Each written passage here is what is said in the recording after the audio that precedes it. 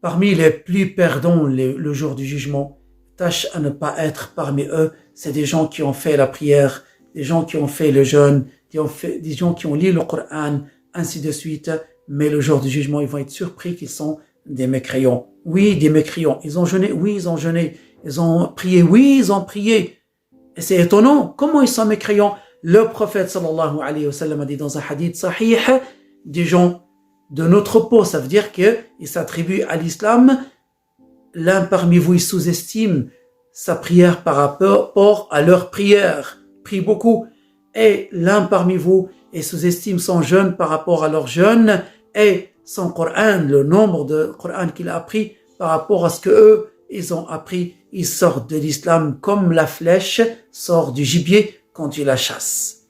Pourquoi? Parce que c'est des gens qui ont commis de la mécréance. C'est des gens qui sont sortis de l'islam par des croyances, par des paroles, ainsi de suite. Et parmi ces mécréances qui va surprendre beaucoup de gens, c'est le fait que certains pensent que Dieu est un grand corps. Des gens pensent que Dieu est au-dessus du ciel, au-dessus du trône. Des gens qui pensent, qui croient que Dieu va s'asseoir sur le trône et qu'il est lourd, ainsi de suite.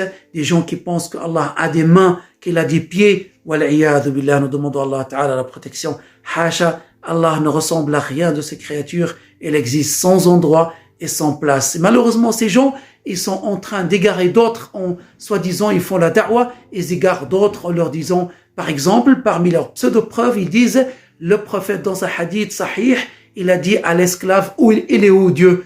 Et ce hadith ne convient pas. Pourquoi? Parce que dans le hadith même, c'est un homme qui détenait cet esclave et il voulait savoir si elle est musulmane. Il a dit, Ya Rasulallah, je veux savoir si elle est musulmane. Et il lui a dit, il est où Dieu? Celui qu'on veut savoir s'il est musulman, est-ce qu'on lui dit, il est où Dieu? Mais non, tout musulman le sait. On dit la ilaha illallah Muhammad Rasulullah. Ashhadu an la ilaha illallah wa ashhadu anna Muhammad Rasulullah.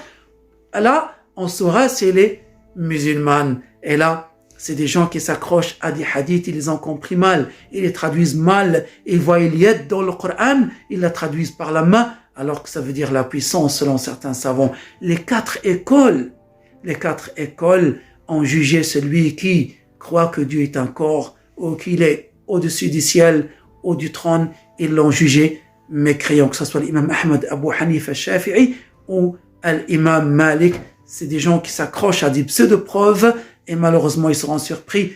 Bien sûr, nous demandons à Allah Ta'ala qu'il les guide et qu'il nous guide avec eux et que Allah Ta'ala nous donne une bonne fin.